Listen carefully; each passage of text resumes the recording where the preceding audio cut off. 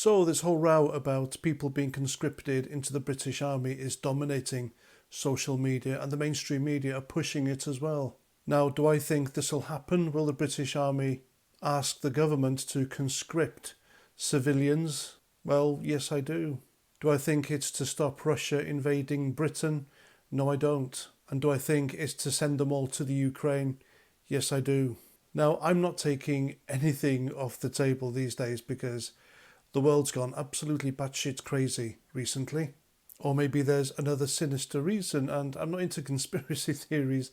However, saying that, there is talk of offering UK citizenship to the thousands of illegal migrants crossing the channel every day in their little dinghies, and then sending them to the front lines. But like I said, rumour control. But either way, I really do think conscription into the British Army it's coming.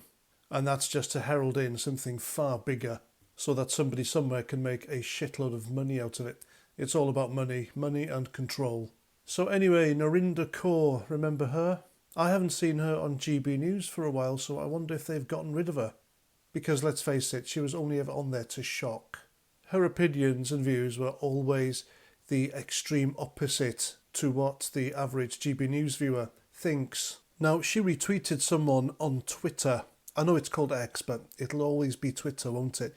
She retweeted this. "Thank God I'm from Pakistan," she says. But I don't think Narinder Kaur realises that Twitter has receipts. Now, it's convenient, isn't it, that people who come here emigrate for whatever reason.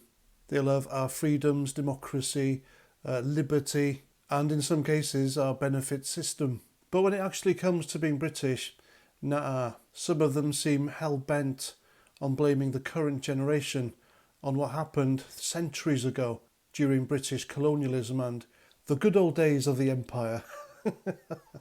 And so integrating, flying the flag and being respectful to our way of life, culture, customs, etc., that was never their intention. And it's the same with Narinder Kaur, because as you can see, when the shit is about to hit the fan and Britain needs people to serve in her armed forces, all of a sudden she's not British, she's Pakistani. And remember when I mentioned earlier that Twitter has receipts? Well, here's Narinder Kaur's. She retweeted someone who accused her of not being British, and she retorted by saying, "But I'm not Pakistani," she says. "I'm British."